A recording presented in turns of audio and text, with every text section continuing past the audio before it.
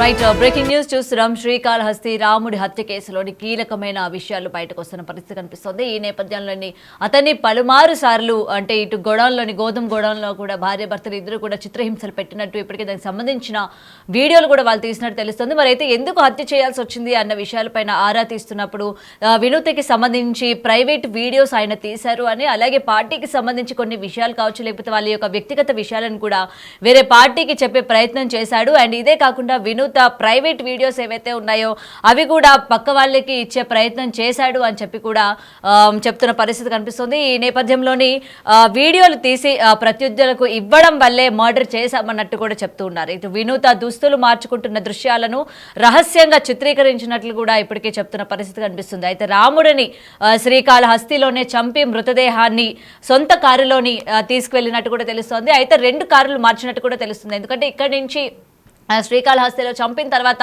ఏదైతే వెహికల్లో తీసుకొని వెళ్లారో అటు చెన్నై సరిహద్దుల్లోని మళ్ళీ నెంబర్ ప్లేట్ మార్చిన కారులోకి మళ్ళీ డెడ్ బాడీని మార్చినట్టు కూడా కనిపిస్తుంది. ఈ నేపథ్యంలోని మొత్తం దీనికి సంబంధించిన సీసీటీవీ ఫుటేజ్ అంతా కూడా పోలీసులు అధికారికంగా తీసుకున్నట్టు కూడా తెలుస్తోంది. అయితే వినూత చంద్రబాబు తీసుకెళ్లినట్టు గుర్తించారు. అంటే వీళ్ళిద్దరూ కూడా ఆ డెడ్ బాడీని 2 సార్లు వ్యాన్లో మార్చినట్టు కూడా పోలీసులు ఇప్పటికే గుర్తించినట్టు కూడా తెలుస్తోంది. ఇంకొకటి దారి మధ్యలో మరో వాహనంలోకి కూడా మృతదేహాన్ని మార్చినట్టు కూడా నిందితులు చెప్తున్నారు. శ్రీకాళహస్తి జనసేన ఇన్ఛార్జ్గా ఉన్న కోట వినూత హత్య కేసులో చెన్నైలో అరెస్టు చేసినట్టు కూడా తెలుస్తోంది. ఇప్పటికీ భార్య భర్తలు ఇద్దరిని కూడా అరెస్ట్ చేసి 14 రోజులు రిమాండ్ విధించినట్టు కూడా తెలుస్తోంది. అయితే దీనికి సంబంధించి విచారణలో కూడా పోలీసులు పలు ప్రశ్నలు వేసిన పరిస్థితి కూడా కనిపిస్తుంది. అసలు ఎందుకు చంపారు ఏంటి అన్న దానిపైన పూర్తి వివరాలు మా ప్రతినిధి దామోదర్ అందిస్తారు. రైట్ దామోదర్, అయితే ఇప్పటికీ రాముడి హత్య కేసులోని వినూత్నంగా ప్రైవేట్ వీడియోస్ తీయడం వల్ల మర్డర్ చేసినట్టు కూడా ఇటు భార్యాభర్తలు ఇద్దరు కూడా పోలీసుల ముందు చెప్పినట్టు తెలుస్తోంది. అయితే కేవలం ఇదైనా ఇంకేమైనా కారణాల వల్ల ఇతన్ని హత్య చేసినట్టు ఏమైనా ఉన్నాయా సందేహాలు? గౌరీ రాయుడు గత 6 సంవత్సరాలుగా ఏదైతే కోట వినూత చంద్రబాబు వద్ద అత్యంత నమ్మకస్తుడిగా పనిచేస్తున్నాడు. పిఏ గాను డ్రైవర్ గాను ఉన్నాడు. అతని సమీపంలోనే బొక్కసంపల్లి గ్రామము. అతను సొంత ఊరు ఏదైతే రైల్వే కోడూరు అయితే తన తల్లిదండ్రులు మరణించడంతో అమ్మమ్మ దగ్గర ఉంటున్నాడు. ఇతనికి సోదరి ఉంది, సోదరికి వివాహమైంది. అయితే ఇతను చాలా అంటే పవన్ కళ్యాణ్ ఏ విధంగా అభిమానిస్తాడో కోట వినూత దంపతులను అదే విధంగా అభిమానిస్తాడంటూ కూడా అతని సన్నిహితులు చెప్తున్నారు. ముఖ్యంగా అతని చేతి మీద పచ్చబొట్టు సైతము కోట వినూత అనే పేరు వేసిన పరిస్థితి. మొత్తం మీద అయితే ఇది 7వ తేదీ ఈ హత్య జరిగిందని పోలీసుల దర్యాప్తులో బయటపడింది. 7వ తేదీ కంటే ముందు గత నెల 21వ తేదీ అతన్ని తమ వద్ద నుంచి తీసివేసినట్లు సోషల్ మీడియాలో వినూత దంపతులు ప్రకటించారు.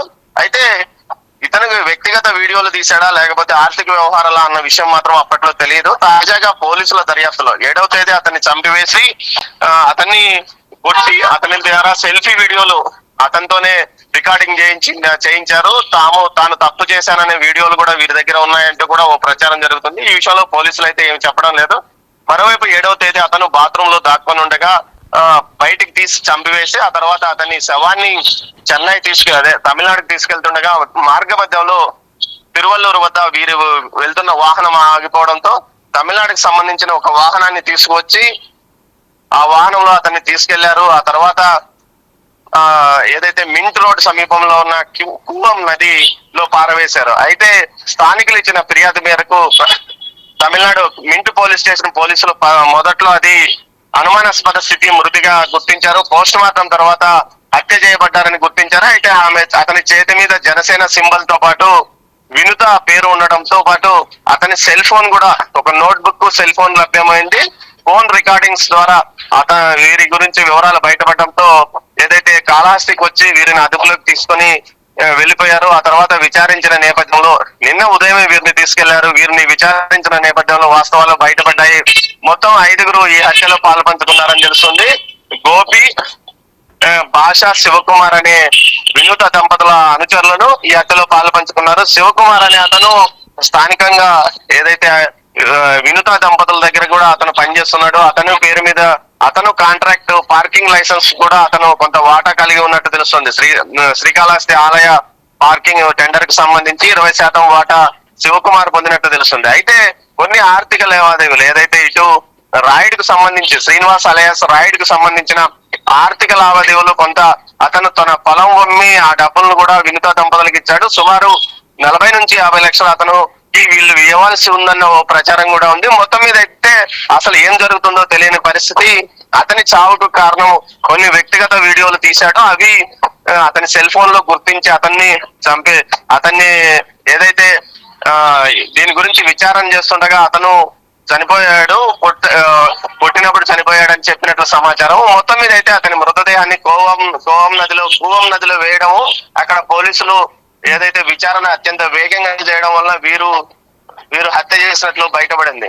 మొత్తం మీద అయితే ఇటు వినుత దంపతులు ఈ మధ్య కాలంలో పార్టీ కార్యక్రమాలకు దూరంగా ఉంచాము, వారిని సస్పెండ్ చేస్తున్నామంటూ నిన్న జనసేన ప్రకటించింది. అయితే పార్టీ కూడా వీరిని కొంతకాలంగా దూరంగా పెట్టినట్టు సమాచారం. వీరు ఒంటెతో పోకడతో వ్యవహరిస్తున్నారు, మిగతా వారిని కలుపుకొని పోవడం లేదు.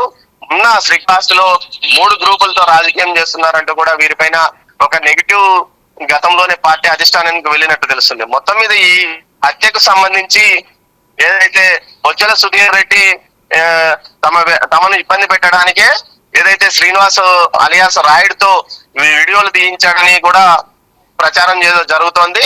అయితే ఆమె ఏదైతే వినుత నిన్న మీడియా ఎదుట అంటే కోర్టుకు హాజరుపరిచే సమయంలో బయటకు వస్తూ బొజ్జల సుధీర్ రెడ్డి ఈ పని చేశాడు, దీని వెనుక ఉన్నాడు, అతని పైన మేము బయటకు వచ్చిన తర్వాత అతన్ని వదిలిపెట్టమంటూ ఘాటుగా వ్యాఖ్యానిస్తూ వెళ్ళిపోయింది. అయితే శ్రీనివాస్ యొక్క అమ్మమ్మ రాజేశ్వరమ్మ మాట్లాడుతూ కేవలం తమ కుమారుడిని తమ మనవడిని అన్ని రకాలుగా ఇబ్బంది పెట్టడమే కాకుండా అతనికి డబ్బులు కూడా ఇవ్వకుండా ఇబ్బంది పెట్టారంటూ కూడా ఆమె ఆరోపించింది. అంతకు మునుపు 21వ తేదీ 22వ తేదీని కొట్టి పంపించారు. అప్పట్లోనే శరీరం మీద గాయాలు ఉన్నాయి. తాజాగా 6వ తేదీ 7వ తేదీలో కూడా వారు రమ్మన్నారు, పిలుస్తున్నారు, వెళ్తాను, వారి దగ్గరికి పనికి వెళ్ళాలంటూ చెప్పుకొచ్చాడు. వద్దని చెప్పినా వెళ్ళాడంటూ కూడా వారి అమ్మమ్మ చెప్పిన పరిస్థితి. మొత్తం మీద చూస్తే ఈ కేసుకు సంబంధించి వ్యక్తిగత వీడియోలా లేకపోతే ఆర్థిక లావాదేవీలా అన్న విషయం తేలాల్సింది. అయితే పోలీసులు ఇంట్రాగేషన్ లో వీరు తమ వ్యక్తిగత వీడియోలను తీశాడు సెల్ ఫోన్ లో అన్న విషయాన్ని పోలీసులకు చెప్పినట్టు తెలుస్తోంది గౌతమి. మొత్తం మీద ఈ కేసుతో వారి రాజకీయ జీవితం కొంత పూర్తిగా పతనమైందని మాత్రం ఖచ్చితంగా చెప్పవచ్చు. మొత్తం మీద జనసేన పార్టీ పూర్తి స్థాయిలో వారిని బహిష్కరించినట్లు నిన్న ఆదేశాలు జారీ చేసింది. మరోవైపు ఈ కేసును అంటే హత్య చేసింది రేణిగుంట సమీపంలోని ఒక గోడౌన్ లో కాబట్టి తదుపరి ఈ కేసును తిరిగి ఇటు ఆంధ్రప్రదేశ్ కు ట్రాన్స్ఫర్ చేసే అవకాశం ఉందని న్యాయ నిపుణులు భావిస్తున్నారు Gautami. Right, thank you Damodar. Right, breaking news చూస్తున్నాం. ఇప్పటికీ దీనికి సంబంధించి అసలు ప్రైవేట్ వీడియోస్ తీయడం వల్ల ఇతన్ని హత్య చేశారా, లేకపోతే ఇంకేమైనా పార్టీలో ఉన్న లావాదేవీలు కావచ్చు, లేకపోతే ఇన్ఫర్మేషన్స్ వేరే వాళ్ళకి అందజేస్తున్నందుకు ఈ విధమైన చర్యకు చేపట్టారా అన్న దానిపైన పోలీసులు అయితే దర్యాప్తు చేపట్టారు. అయితే ఈ నెల 8వ తేదీన కువ్వా నది కాలువలో మృతదేహాన్ని స్థానికులు గుర్తించిన తర్వాత ఆయన పోస్ట్ మార్టం నిమిత్తం ఒంటిపైన గాయాలు కావచ్చు, లేకపోతే తీవ్రంగా ఆయన్ని హింసించి చంపారు అని చెప్పి పోలీసులు ఇప్పటికే బయటకు ప్రకటించినట్టు కూడా తెలుస్తుంది. ఈ నేపథ్యంలోని ఈయనకి సంబంధించి ఆ యొక్క గోడౌన్లో కావచ్చు మొత్తం అన్ని కూడా వీడియోలు తీసుకున్న పరిస్థితి కనిపిస్తుంది. ఆయన మొత్తం వీడియోలు కూడా పరిశీలించిన తర్వాత అసలు ఎందుకు చంపాల్సి వచ్చింది, ఏంటి, ఏవైనా లావాదేవీలు అంటే వీళ్ళ ఫ్యామిలీ పరంగా ఏమైనా లావాదేవీలు ఉన్నాయి, ఎందుకంటే ఇతన్ని ఎంతో కాలంగా నమ్మకంగా పనిచేస్తున్న పిఏగా ఉన్న ఈ వ్యక్తిని ఒక్కసారిగా బయటికి పంపించినప్పుడు కూడా అధికారికంగా ప్రకటించడం కూడా జరిగింది. ఈ నేపథ్యంలోని కేవలం ఇలాంటి ఇన్ఫర్మేషన్స్ అన్ని కూడా పక్క వాళ్ళకి అందించడం వల్లనే బయటికి పంపించారా, లేకపోతే ఇతర కారణాలు ఉన్నాయన్న దానిపైన కూడా తెలియాల్సి ఉంది. ఇప్పటికీ జనసేన నుంచి కూడా వినూత్నాన్ని బహిష్కరించినట్టు కూడా తెలుస్తోంది. ముఖ్యంగా తిరిగి సంబంధించి అంటే వాళ్ళ అమ్మమ్మ కూడా ఇంతకు ముందు కూడా గత 3 నెలలుగా తన మనవడు ఇలాంటి చిత్రహింసలకు గురవుతున్నారని చెప్పి, చిత్రహింసలు పడుతున్నారని చెప్పి ఎప్పటికప్పుడు కొట్టేవాళ్ళు అని చెప్పి, అండ్ అక్కడి నుంచి మానేసినా సరే మళ్ళీ పిలిపించుకొని అతన్ని చిత్రహింసలు పెడుతున్నారు, నన్ను చంపేస్తారు అని బెదిరించారు అని కూడా తన అమ్మమ్మతో తను చెప్పినట్టు కూడా తెలుస్తోంది. అండ్ ఇంకా చెప్తున్న తరుణంలోనే ఒక్కసారిగా తన మరణ వార్త వినాల్సి వస్తుంది అనుకోలేదు అని చెప్పి పోలీసులతోని వాళ్ళ అమ్మమ్మ ఇప్పటికే చెప్పినట్టు కూడా తెలుస్తోంది. ఈ నేపథ్యంలోని వీళ్ళిద్దరికీ సంబంధించి ఇప్పటికీ వినూత్నని తన భర్త చంద్రబాబుని కూడా అదుపులోకి తీసుకున్నట్టు తెలుస్తుంది. ముఖ్యంగా ఎందుకు చంపారు, ఏంటి, వీడియోలు కానీ అన్ని కూడా పరిశీలించిన తర్వాత ఒక కొలిక్కి వస్తుంది అన్నట్టు కూడా ఇక్కడ క్లియర్గా కనిపిస్తుంది.